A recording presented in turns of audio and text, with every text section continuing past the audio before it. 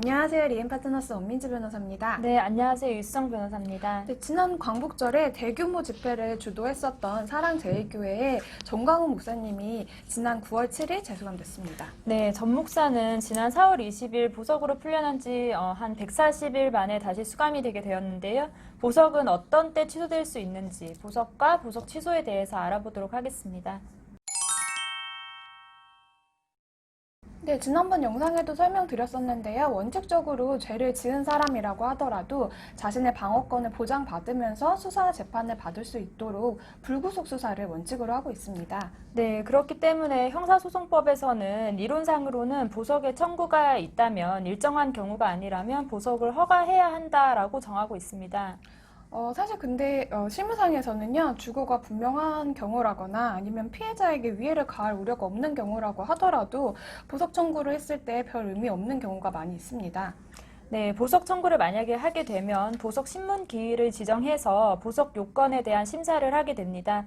이 신문 기일은 만약에 형사 재판이 진행 중에 잡히게 된다면요, 보통 형사 재판 기일과 같은 날 잡혀서 심사가 이루어지게 됩니다.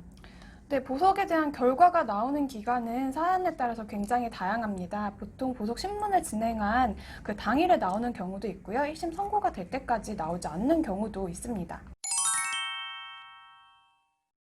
전 목사의 보석 사건에서는 법원은 보증금을 납입하고 또 관계자와 접촉 금지, 그리고 재판을 받게 되는 사건과 관련될 수 있거나 그리고 위법한 집회, 시위에 참석해서는 안 된다는 조건을 내걸었습니다. 네, 전 목사는 지난 총선을 앞두고 광화문 집회 등에서 사전 선거 운동을 한 혐의로 지난 3월에 기소가 됐는데요. 검찰은 지난 광복절 집회가 재판을 받고 있는 이 사건과 관련성이 있는 집회라고 봐서 법원에 보석 취소를 청구했습니다. 이에 대해서 법률가들도 광복절 집회가 총선하고 완전히 관련이 되어 있는 것은 아니지만 집회의 성격이 특정 정당을 지지하거나 또 반대하는 집회라고 봐서 보석이 취소될 수 있다는 의견을 내놨었는데요. 네, 결국 법원은 전 목사가 코로나 확진을 받았다가 퇴원을 한 후 따로 보석 취소에 대한 신문 절차 없이 바로 보석 취소를 결정하고 결정과 함께 전 목사는 다시 수감이 되었습니다. 네, 이때 전 목사는 보석 조건을 어긴 거기 때문에 보석 조건으로 납입했었던 보증금 3천만 원은 몰취되게 됩니다. 네, 하지만 일반적인 사건의 경우에는 이렇게 고액으로 보증금을 납입하라고 하면 실제 낼 수 있는 사람이 많지 않을 것입니다. 그렇기 때문에 아주 중대한 사건이 아니라면 보증금은 보증보험증권으로 가름이 가능한데요. 그럼 이 보증보험증권을 발급하는 소정의 수수료만 납부하게 되면 보석금을 납부한 것과 같은 효과를 누릴 수 있습니다.